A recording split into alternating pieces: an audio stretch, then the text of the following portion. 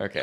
Welcome to episode 8 of the Bamcast. We're doing a little bit of a different, setting than normal. And this has taken us 2 hours of just sitting Literally. here trying to reposition, figure out everyone's best angles, everyone's best lighting. Good And we're stuff. here. We Yeah. finally did it. So, guys, just so you guys know, we're gonna look at trying to do one video per month where it's like me and Addison, who are obviously the original. We came up with the band brand together. So He just keeps expanding it because he's like, more knowledgeable. And I'm like, yeah, sure, do it. yeah, that's pretty much our dynamic. No, but today we've kind of gone back and forth on a lot of topics. But I think what was the response that you got from the first episode that we did together? Oh, I think people actually really enjoyed it. I think it was kind of cool for people to actually see some insight. Obviously, like our reel that we kind of collabed on social media, I feel like that did really well. And there were some comments who like supported it or just like engaged with the topic we were discussing. So it was kind of cool, which is why I decided, why not? I'll do it again. It'd be fun to continue kind of letting people, know about us and like behind the scenes. So.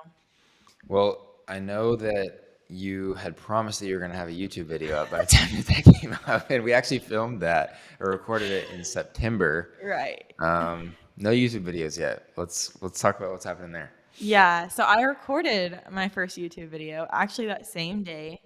Um, I had posted it. I did edit it. I let you watch I it. did see I it. let my sister-in-law and her sister watch it as well. So they've seen it. I'm supposed to get some critiques and edits from my boyfriend. So, I'm just kind of I'm making excuses if we're being for real. So I think eventually I'll post it, Yeah. but Well, you filmed another one yesterday with Kinsey, yeah, we did.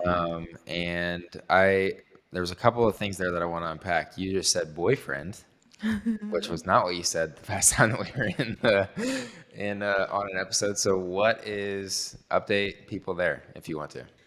Yeah, so I'm happy and I'm obviously dating the person I talked about last time, which most of you know if you follow my social media. His name is Jermaine. He does pretty much the same thing as me. But yeah, like it's official. We're together. I'm happy. It's a good time. That's awesome. Yeah. This, I will say, from a brother's perspective, this is the happiest that I've probably seen you, which I think is super cool, and so I'm really happy for you. But you also mentioned that there was some good comments that came out on that clip of us that it went viral for me, and it got like 40,000 views or whatever. But I know Yeah. it's not viral for you. But you mentioned some comments that we got on that one. We did get some hater like type of Yeah. stuff, like Yeah. some back and forth with me and Calling everything. men simps. If you care about a woman, you are not a simp. Yeah, You're a absolutely. good man. But that brings into one of the things that I wanted to kind of talk about today, which is I guess a lot of the negativity and things that you've gotten on social media and what that's looked like. Like, Yeah. I guess, how did that even start? I honestly don't even know. Like, you were the first person to like encourage me to start posting, to put myself out there. And I was like, heck yeah. Like, eventually I was like, why not? Let's just do it. And it all kind of started with like, I would say more like influencer behavior of just like posting pictures and not really like doing anything beyond that.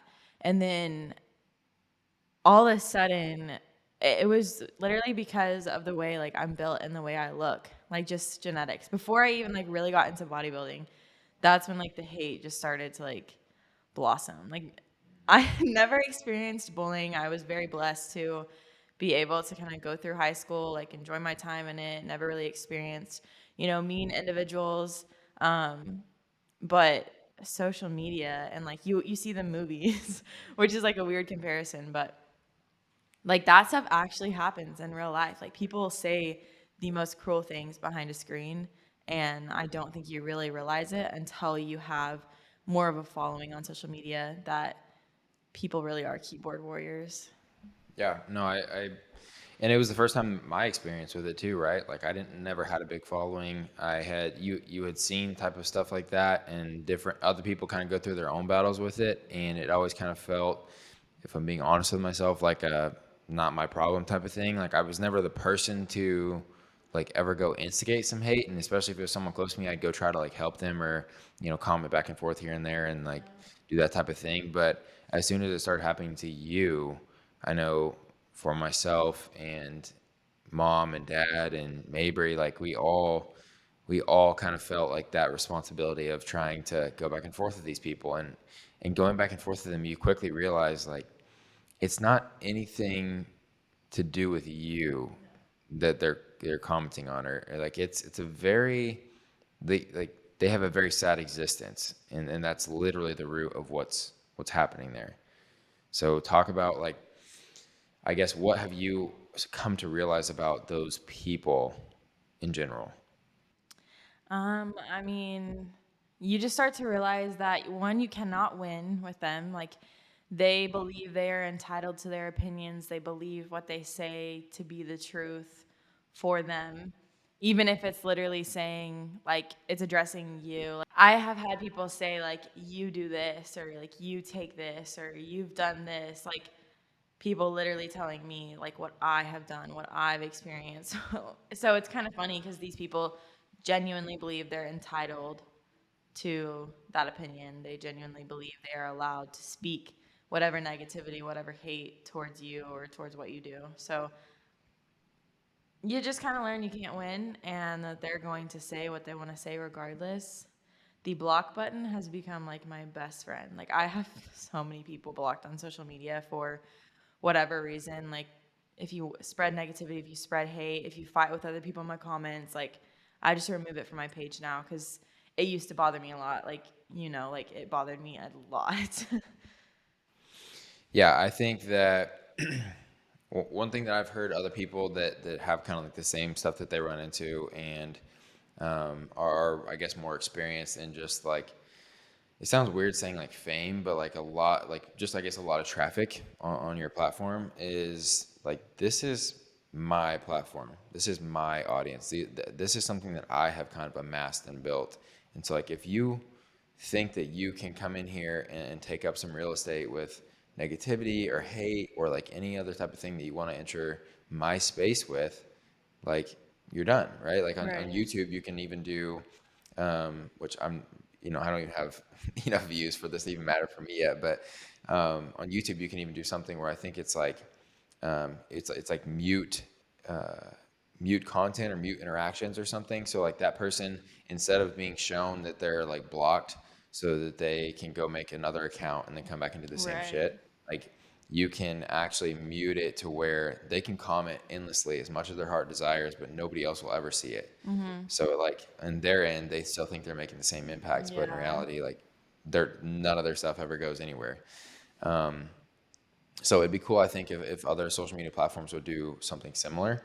But it's it's so common to me. It's just so funny that it's like always the same, like nameless, faceless, like people. And the thing that struck me when I first started commenting back to them is anytime you would commenting something back, like trying to like legitimately argue or engage in an argument of like this, you're being terrible, like stop, like this is the reason why what you just said is dumb, like they that like you can feel their joy on the other side of their responses.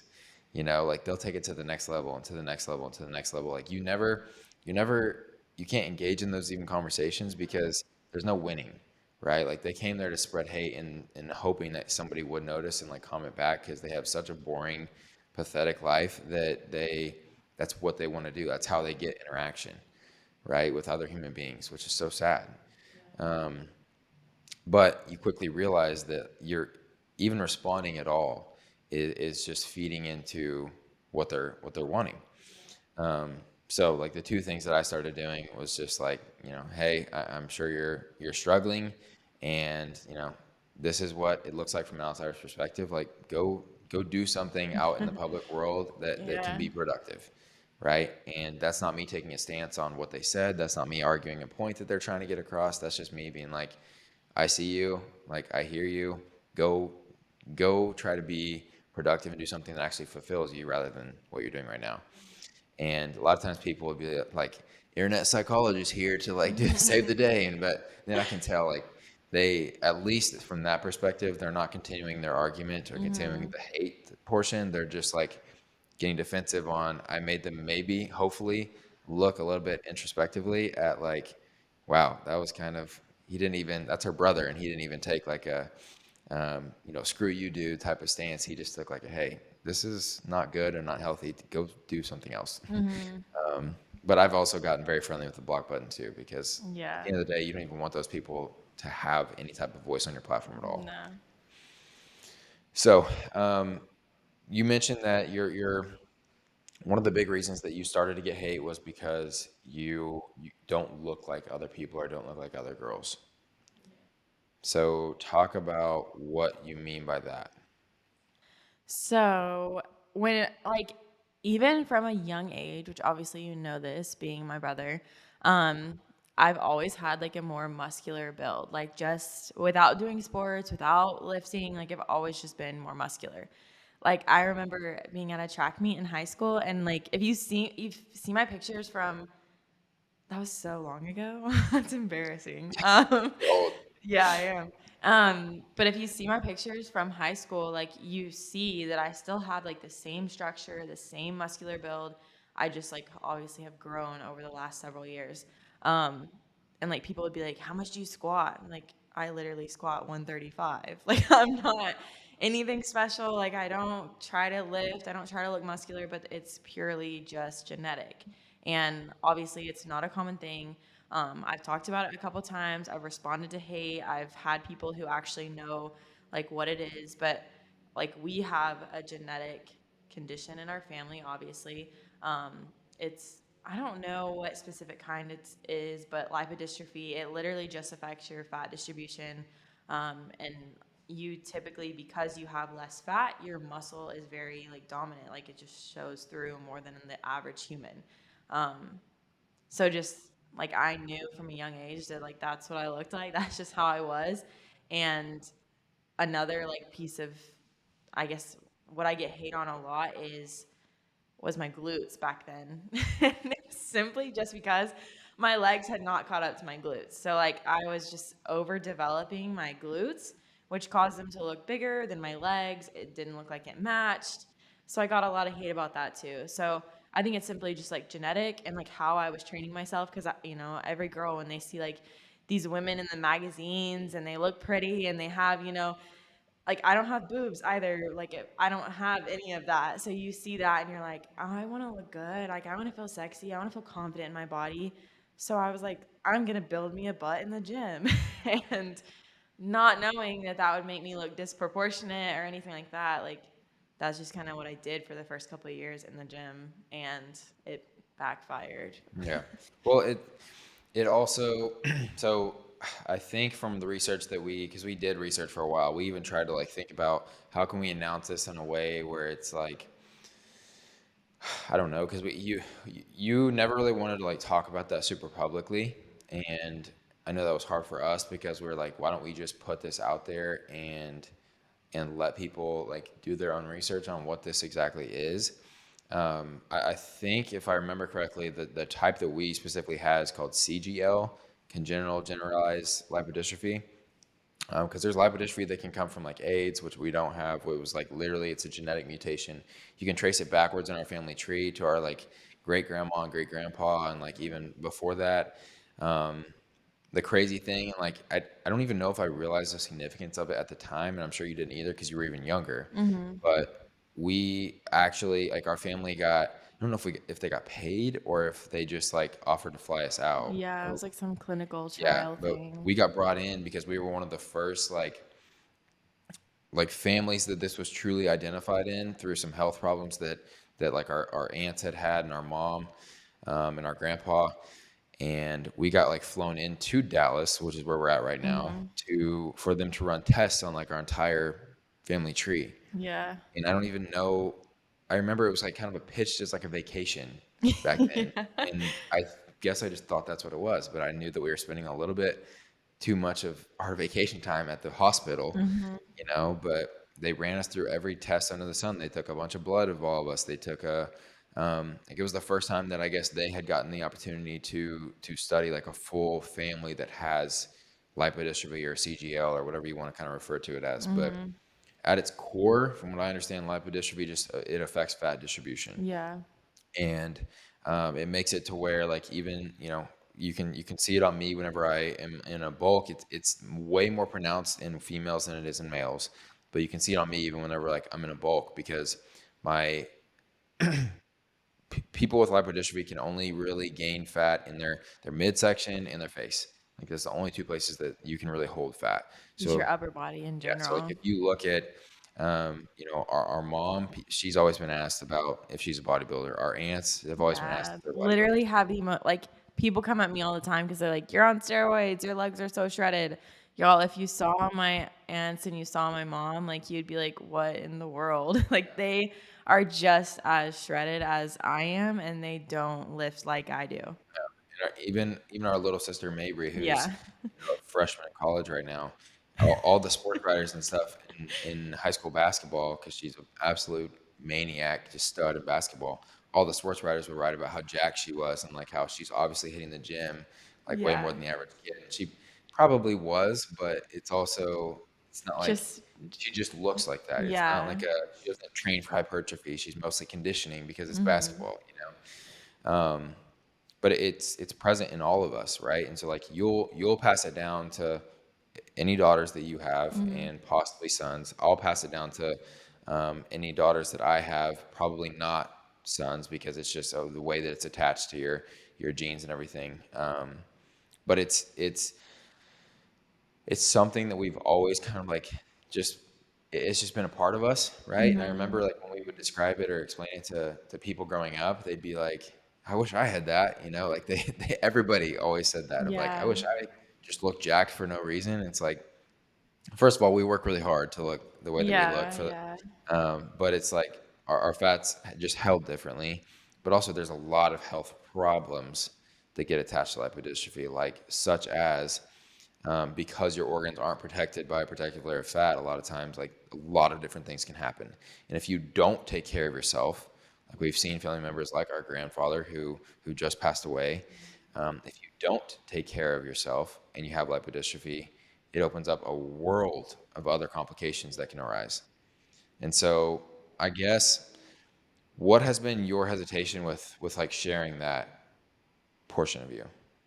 Well, because I think like the first time I ever really like told, like it's just something I've never really talked about. Because the first person I like ever told about it was like, "Oh my God, you have like a disease," and I was just like, "No, you don't have a disease. Like it's just a genetic condition. Like it's something I was born with. I can't change it. Like so I feel like that like connotation made me kind of hate it.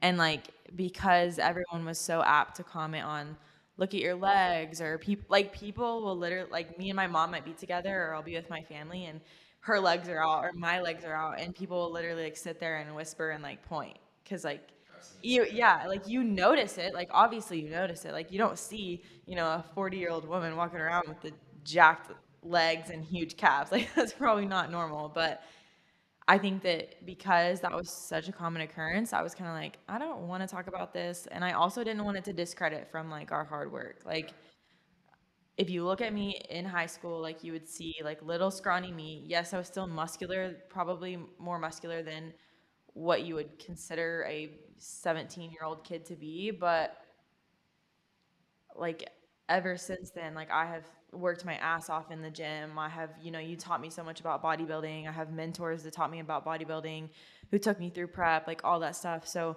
like throughout the last several years like I've learned a lot. I've worked hard and I didn't get here because I have lipodystrophy. I got here, I've added this mass because like I've worked my ass off to do so. So I think I also don't want it to discredit that, but it's not something I want to talk about because all the hate I already received online from just being human really steered me away from ever going into detail or into depth because I was like, I don't want to get more hate. I don't want to get more judgment about, this health thing that we have to deal with. So I think that's where like the hesitation came from. Another thing to kind of like spin off of that, I think, is you wouldn't have any idea where to start with steroids either. Like you have no knowledge of any of that. Neither do I Yeah. really. But like you, it just cracks me up that people like want like make comments of like, wish I was on her cycle, or what are you taking, or like what are you actually on though? Like you can tell me, and it's like Yeah.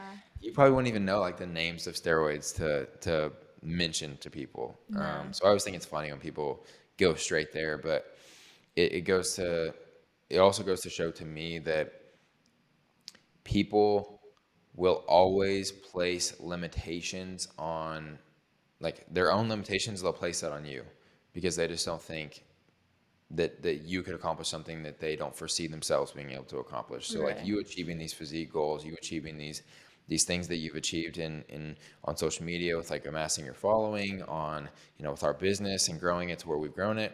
Like people want to see you do well, but never better than them. Right. And so whenever they see you doing better than them, then they've got to figure out, they've got to place something on top of you that's like, she only did better than me, or she only looks like that, or she only accomplished this thing because of this factor. She took the easy road because of Mhm. gear or glute implants or like, all this stuff, the stuff that they just place on you. Yeah. Um, I think that's important for a lot of people to remember. But let's talk about the glute implants thing because you mentioned that like growing like starting out in bodybuilding, you trained mostly glutes, and so you just like got a lot of hypertrophy in your glutes like early on. And this podcast has just pretty much turned into us talking about my sister's butt on Sorry. video. But I think it's important because I've always pushed you to kind of talk about these types of things, and this is going to be a cool video, I think. And we'll probably, you guys, like, mark our words, we'll probably have some hate underneath this video that'll be fun for everyone to see. Yeah. So go look in the comments. If you guys want to be keyboard warriors on our behalf, you can. Um, but I think, like, talk about that whole thing and what happened there, and then maybe even like branching into your first prep and your first show. Okay, yeah. So I like randomly started getting comments about you have implants or who's your doctor or whatever. And I was kind of like, what? Like, what are they talking about? Like, obviously, I don't have boobs, so you're not talking about those. And then people started saying I had glute implants. Okay, first off, I didn't even know that was a thing. I've heard of like obviously like BBLs or Yeah. whatever, but I didn't know glute implants And you was a hear like thing. Kim Kardashian got her butt done, and you're like, okay, I don't know what that really means, Yeah, but like what there's does a that butt, entail? Right. involved. I'm this 19-year-old in college, and these people are telling me that I had glute implants. And I was just like, what in the world? Like, this doesn't even make sense. One, where am I going to get the money? Two, I didn't know you could do that. And obviously, I don't have a BBL because if I did, my doctor screwed me. I don't have hips. I don't like, Yeah. like I don't look good. So, like, it was just shocking to get those accusations. And then I remember, like, when it really blew up and like actually started to like affect me, and this is when I contemplated like I want to do social media, is this something I want to pursue. um there was some like gossip writer, whatever, like she would, all she did, like she made her living by talking about people and like saying that they had this cosmetic procedure done or they like transformed themselves, this was really them and this is them now. And for some reason, she felt the need to cover me. And she was like, I've got expert advice from this other IFBB pro who says she's fake and this is an implant and whatever. And it like blew up. I think it had like 8 to 10,000 likes on Instagram. Well, again, I want to point out like you were a teenage girl Yeah. at this point, Yeah. and these grown ass people, like there was a guy that made a video later on too, and there was Oh, like yeah. Yeah. I mean, you're a teenage girl, and all these people, guys and girls, are just commenting on your. It's just weird behavior to me. Yeah. But sorry, go ahead. No, no, you're fine. It was weird. Like, and I never expected anything like that to happen. But like her post like really blew up hate on my page. And like I remember I called our dad crying in the parking lot. I was at college. I just got out of class. And like for some reason like all these comments had started flooding in. It was just like a whole bunch of hate. And I was like, what in the world? Like what did I do? What did I post? What video is like going off right now? And like why are people saying that? And then I saw her post. And of course I reported it. I think I sent her a long DM that we kind of discussed as a family because I was like, I don't even know what to say, but I feel like she should know, like, this is so wrong. Which obviously people like her, people like the guy who made the video, like, they don't really care about your feelings. Like, they are going to step all over you to make their money and to make their way. Um, but yeah, I got all that hate, and that's when I was kind of like, I don't want to do this. Like, I don't think I like this. And I think that was like maybe a week and a half or 2 weeks before I stepped on stage for the first Yeah. time. I was in prep. And of course, then I got on stage, and the accusations didn't stop there. And I dealt with a lot of stuff with the Oklahoma NPC, which really sucked and just kind of like drained. At that time, I was like, I don't think I like bodybuilding. I don't like social media. Like, this just sucks. Like, it's taking the joy, it's taking the fun, taking the love out of it. Um, and then to prove that I didn't have implants, I got an MRI. Well, And let's slow down. okay, So, sorry. you're on stage, right? Right. You had all this shit that you just overcame. You're stepping on stage, right? You went through however long of a prep, 16 weeks, I think, is what it was.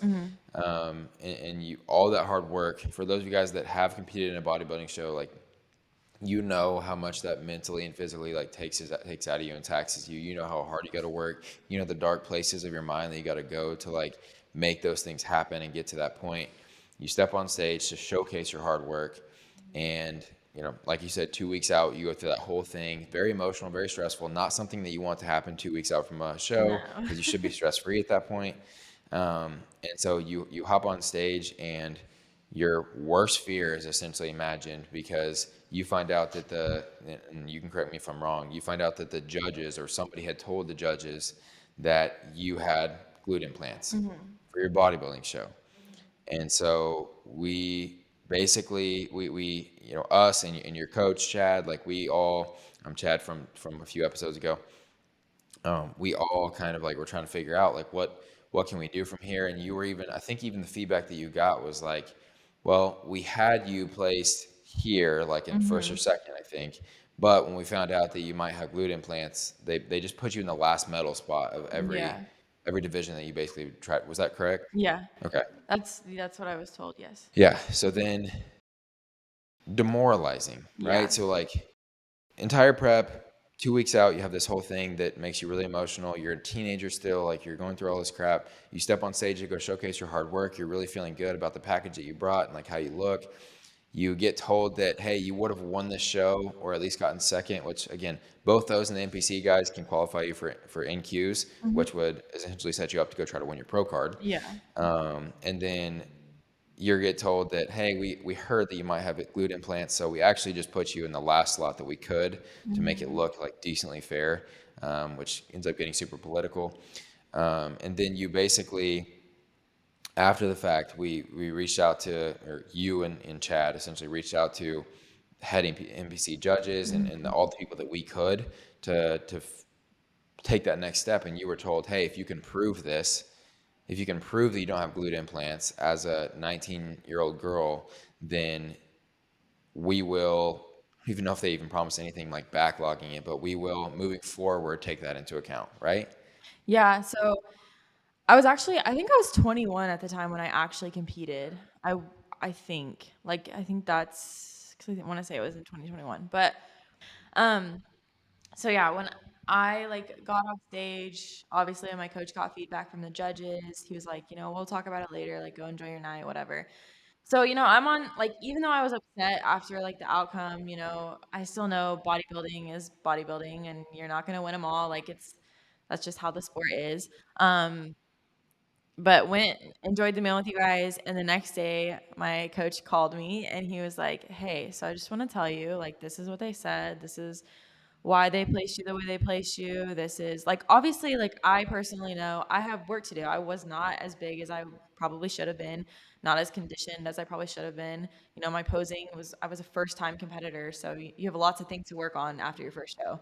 Um, and I didn't have all the knowledge or experience I probably should have had. But he called me and he told me, he was like, so there were assumptions made that you had glute implants, which obviously, if people followed my social media, Oklahoma's really not a big state. The fitness community is pretty small, so people talk. It's a common thing.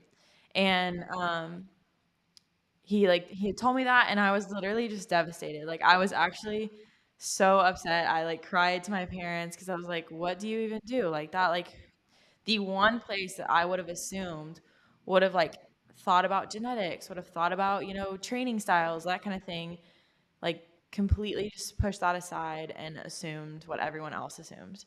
Um, Finally, my coach and one of his like other trainers at his gym got me in touch with the head NPC judge who sat me down and asked me, um, straight up, he was like, "Do you have glute implants?" And he was like, "I want you to be honest with me, don't lie." And I was like, "No, I don't." I was like, "If you want me to prove that, like tell me where to go and I'll prove that to you. Like I have literally nothing to hide." So I think like maybe a month later, he told me what doctor to go to, what center to go to, set me up with an MRI. So out of my own pocket, Yeah, by the he didn't way, set you up with MRI. Might he have told me where to scheduled. go and where to get it done. I paid out of my own pocket, I think like $600 to $800 to get this MRI to prove to them that I did not have glute implants. Which, sure enough, I have a signed written letter from the head NPC judge that I was fine, I was clear, I did not have glute implants. I have the MRI signed off by the doctor and the head NPC judge, and I have the disc proving that I don't have glute implants. So after I got that, it was kind of like a, pardon me, but it was kind of a big F you. Like I felt so like I just felt like I was being degraded and judged, and I felt devastated that that's how my first competition had to go. But then I got to be like, I literally told you, like, it's genetics. This is how I look. I understand that I might be a little bit disproportionate and I should probably build up my legs, which I've been working my ass off to do the last 2.5 years. Um, but yeah, it was devastating, but it felt really, really good to show them that like I got to prove you guys wrong. Like I was being legitimate and serious when I said there are no implants. So Yeah. And I think part of the which we've talked about this extensively, but I think part of the backlash too of the second video that got made and people that kind of took what you had made about your story, like you made a reel kind of like making light of your story, yeah. and people another account that's kind of along the same vein, that's relatively big in the industry, basically took that and ran with it and tore you apart for Yeah. being bad sportsmanship and lying and like all of this stuff. And that created even more controversy and even more Mhm. hate and even more of like all of this stuff, Yeah. in a relatively in the pretty much in the same time frame, really.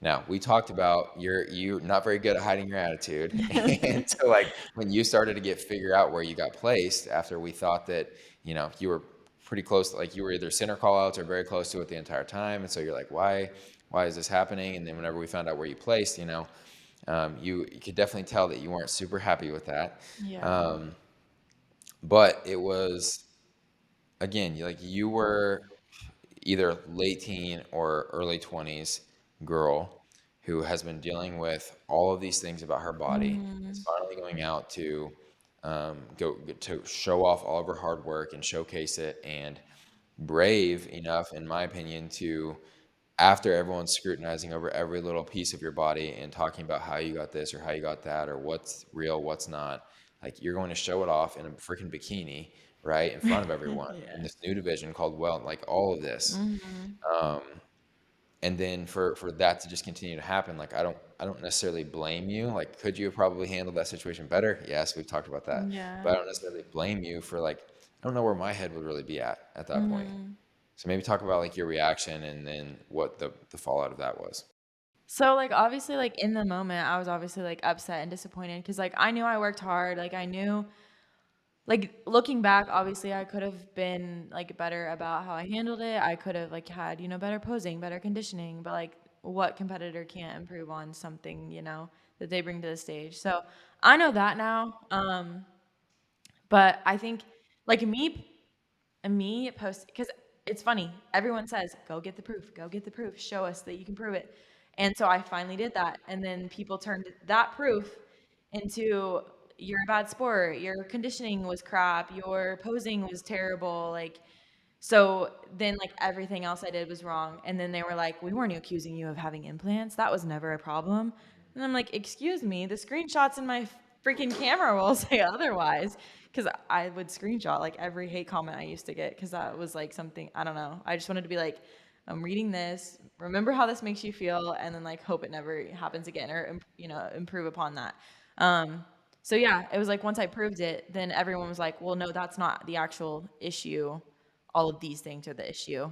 And of course, that account has since been blocked. His backup account has since been blocked. So like that is completely irrelevant and removed. And I've seen him do it to other friends that I have in the social media realm too. So it is what Yeah. it And is.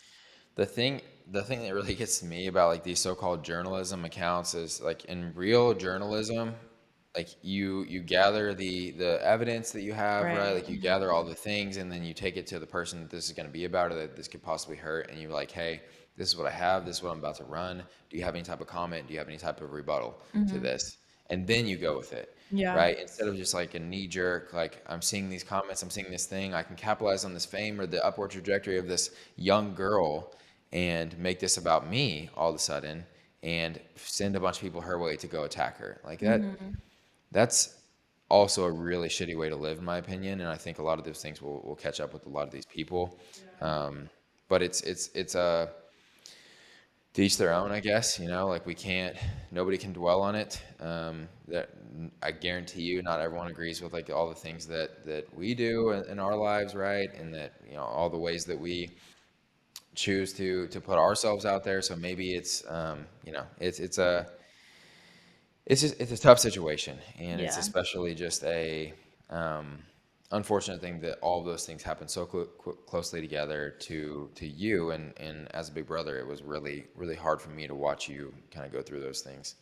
Um, but let's switch gears a little bit. Let's talk about something that we don't really talk about a lot, which is let's talk about our family. Let's talk about mom and dad and kind of like what things looked like growing up for us. So I want to hear from your perspective, what you kind of think About what in particular? about our childhood, about mom and dad. Like, let's give the people who raised us their flowers.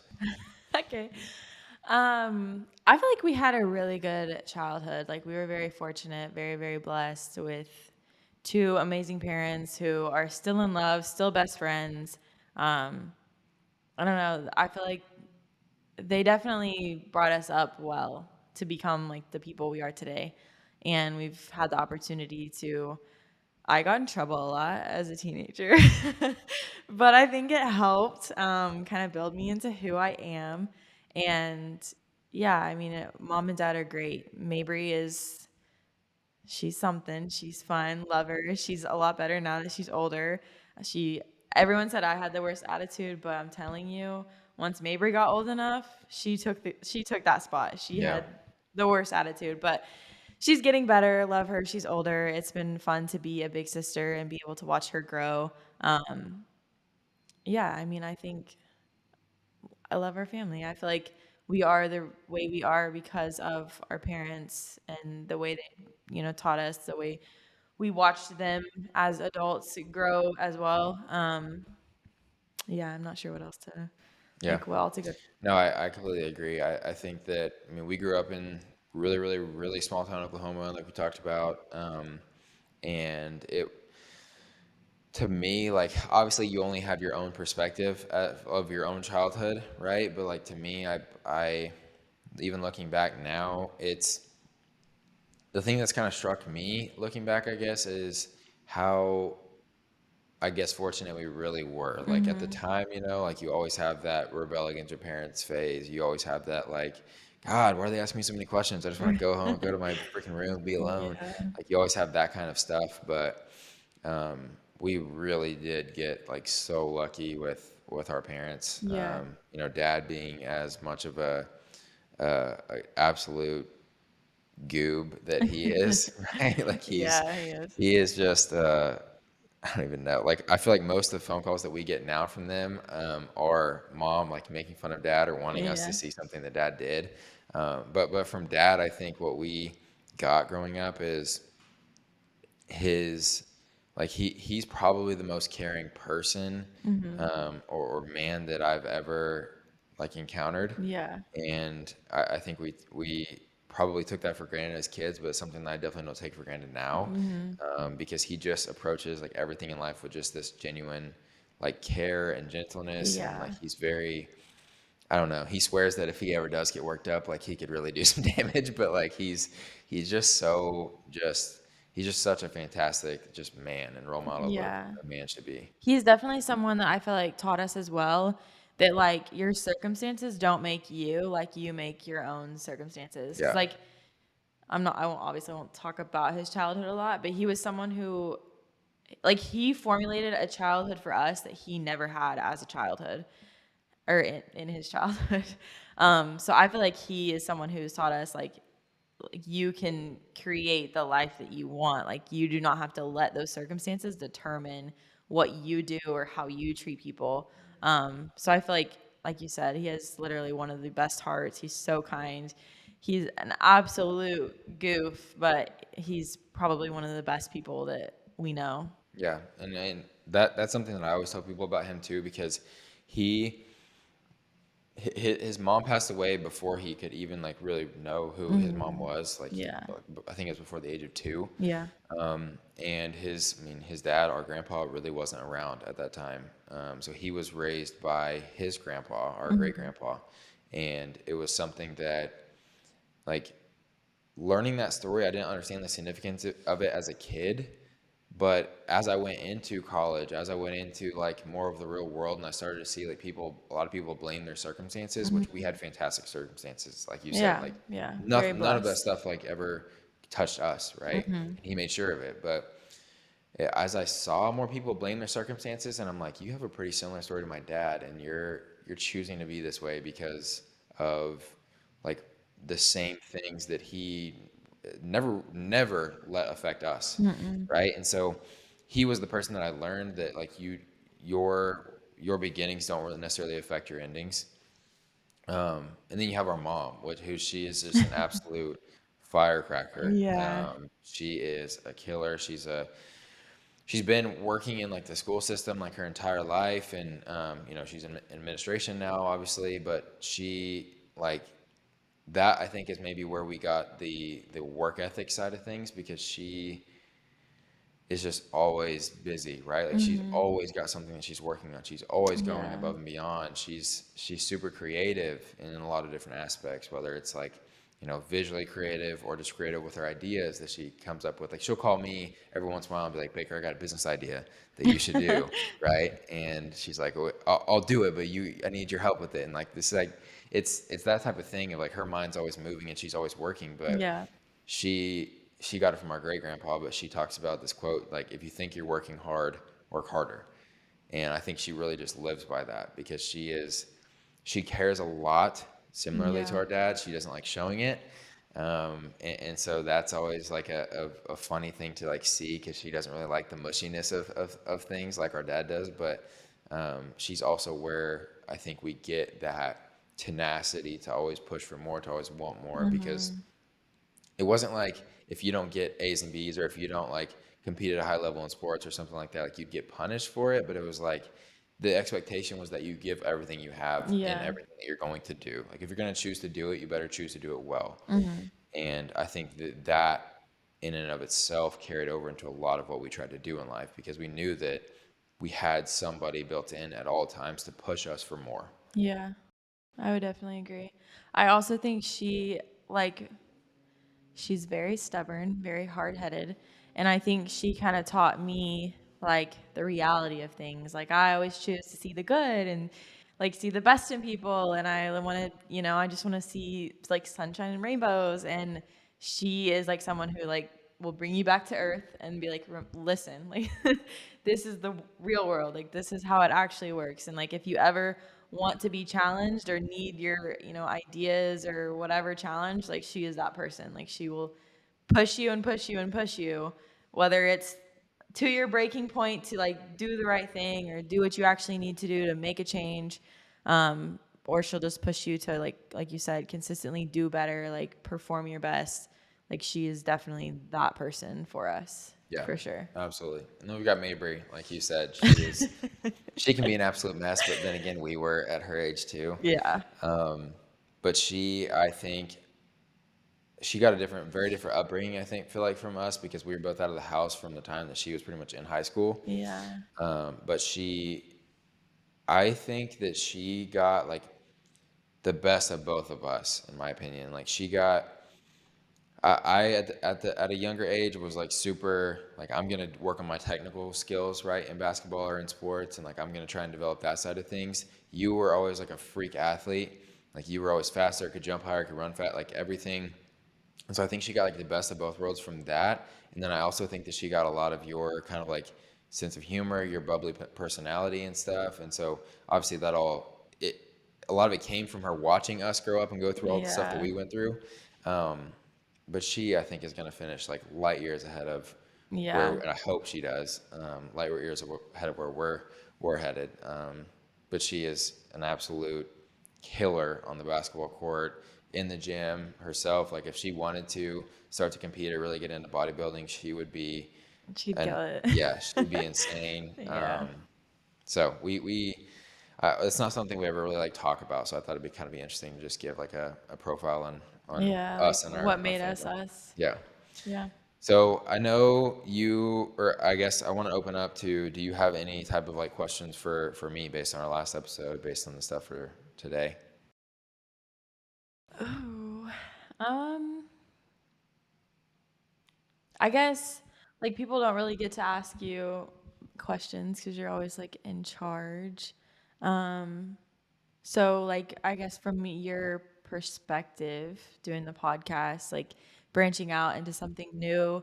Obviously I've always known you to be someone who likes to be invested in multiple little things and whatever, grows. Um, what is your like expectation for the podcast? What is your expectation to like learn, to grow? What would you say that is for you? For me, with the podcast, I think in the short term, I think it's just me getting selfish, to be honest. Like I have found myself kind of surrounded by this network of people that I don't necessarily always feel super worthy of being a part of. Whether it's like the entrepreneurs that I know or the friends of friends that I know or can like contact now. Like it's really wild to even think that I kind of have access to a lot of these Mm-hmm. people, but it's also the podcast, like I'm saying, being selfish, like it gives me the opportunity to like sit down and have like a dedicated like one-on-one deep dive with that person. Whereas if I just were to call, like yeah, some of them might be like down for it and like want to share some value or talk to me about some stuff, Right. but it's now I actually get to do it with purpose. Like they're showing up, they're bringing a lot of their best ideas. They're showing up and they're ready to kind of like share. They've got 2 hours blocked off on their schedule, right? So it's selfishly like I'm looking at it in the short term as what can I pull out of the brains of the people that I have around me that are just so much further ahead of me, right? Or like on like crazy trajectories in their own lives where I can kind of pull that out for myself to be able to use, but it's also like if I can document it in this format, and be able to put it out there, then hopefully I can provide a platform where other people can learn from the same stuff that I'm trying to pull out in that regard. And so I think in the short term, it's just trying to like learn more for myself and put it out there. And then in the long term, like I want this to be somewhere that maybe like the younger version of me could come to not feel crazy, which is something that I've actually gotten several comments on so far with the podcast episodes with a few people that are watching right now is like this, like one of the comments I posted on my story the other day was somebody said like this, your podcast is making me, it feels like it's normalizing high achievement. Mm-hmm. And he said that the stories that he's hearing of like the things that people have had to overcome and the things that they've accomplished in spite of or as a result of going through some of Yeah. that stuff, it makes them feel like they're not crazy and it makes them feel like they're not alone, which is truly all I wanted at that point Mm-hmm. in my life, like in high school, is I wanted just to know that there was other things out there that I could strive for, but also that it's achievable by a normal person. Because I Yeah. don't think there's anything extraordinary about me. Like I don't think that I'm any different from most people. I just think that I approached maybe life in a different way as far as like I don't really believe there's many limits on what I can achieve if I put my head down and like work on it. Mm-hmm. And I've seen people break out of that cycle even recently where they put their head down and focused on something and like worked hard on it, and then that kind of just unlocks something in your brain where it's like, okay, what else is possibly achievable now? Mm-hmm. And most people never really ask themselves that question. So I think for me, it's like if I can just be that outlet for people for myself to learn, but also the outlet for people to like come to gather and to learn and just hear the stories of people that did it before them. Right.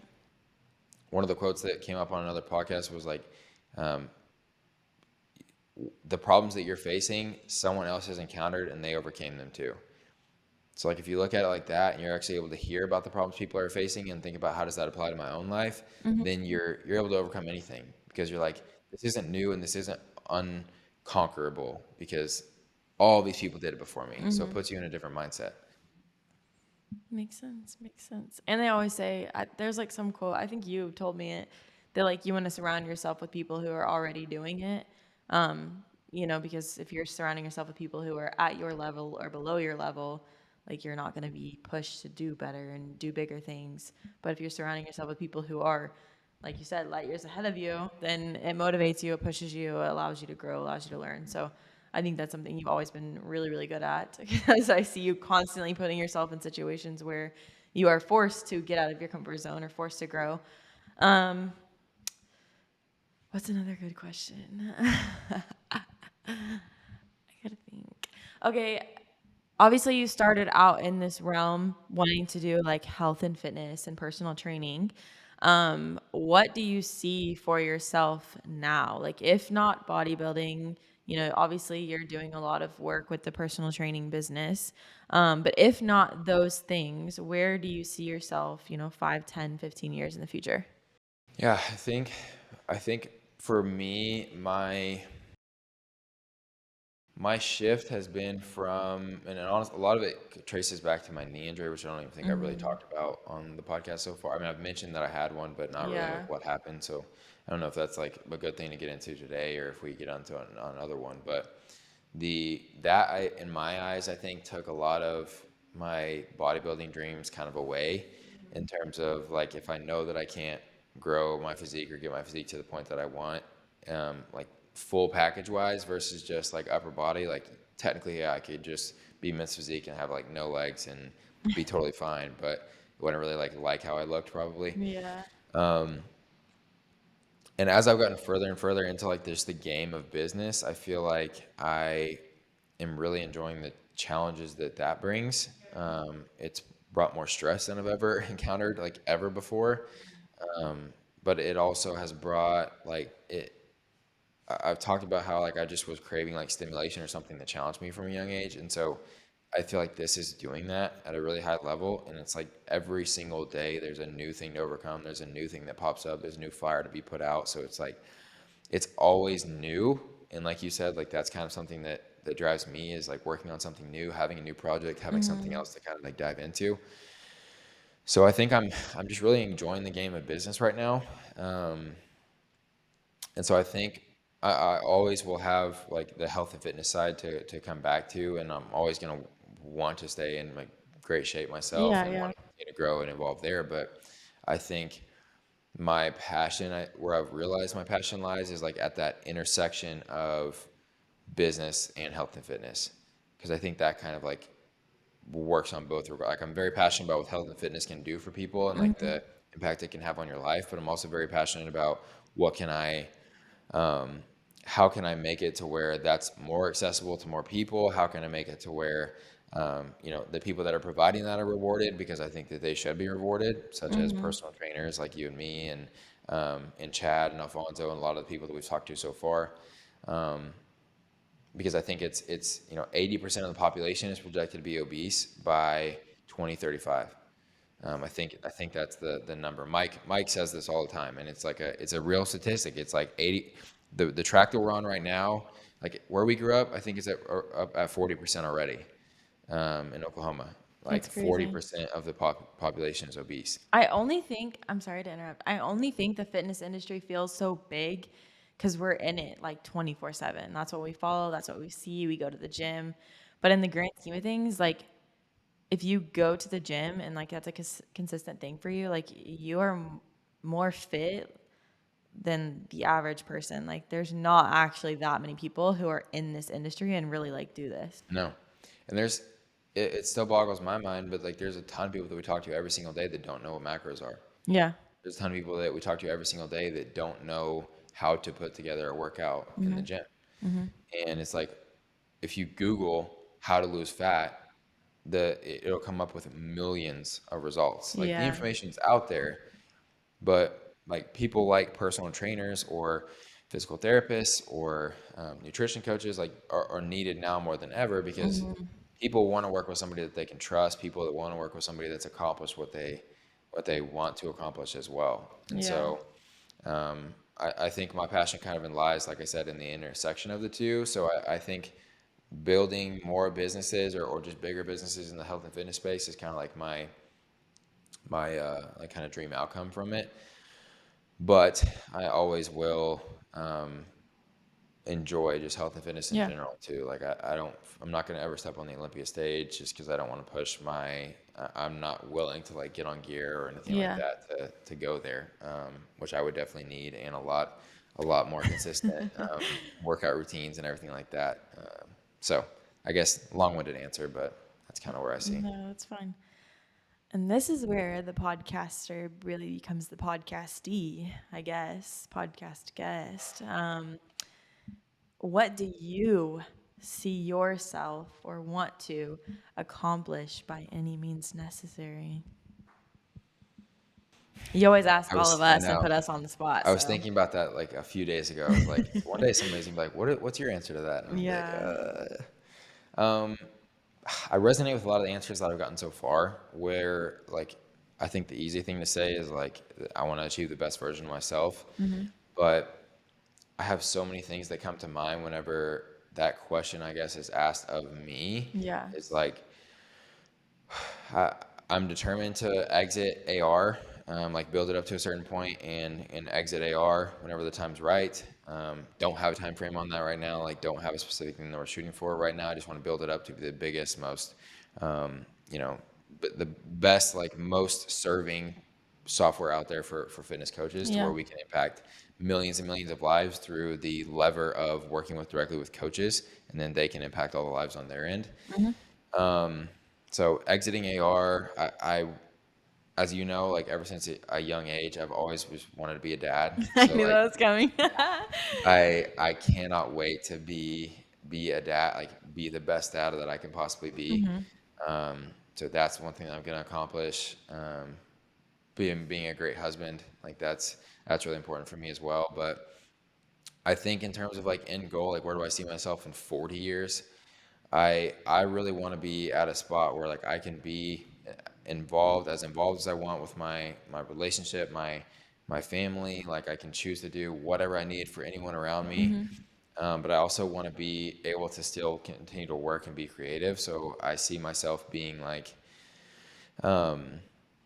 somebody that helps, like maybe even having my own like incubator type of thing where it's like I can help entrepreneurs that need help getting to that next level or need help like growing their business. And so I can either take on like a small stake of like their business and help them grow it, or maybe invest in their business and help them grow it. Just from that gives me what I have talked about a few times on this episode of like if I'm getting to do that, I'm always working on a new project. I'm always working on something new. So like I'm not going to be bored because I can always work on somebody else's dream, somebody else's idea, and I don't Yeah. necessarily have to be the person that like pushes that from start to finish, but I can like maybe step in at a time of need and Hmm. help like bring my brain, my ideas, my experiences into their business to help Hmm. it kind of like do what it needs to do, and then reap the rewards of that. And the biggest reward, which is like having an entrepreneur getting to go accomplish what they wanted to accomplish. So Hmm. that's kind of like what I want to accomplish by any means necessary, like end goal. But I think in the short term, it's like I want to sell AR. I want to grow BAM as big as it can possibly be and impact as many people as we can. I think a Yeah. short term thing with that is bringing in more coaches Yeah. to help out fulfillment, and then being a great dad and a great husband.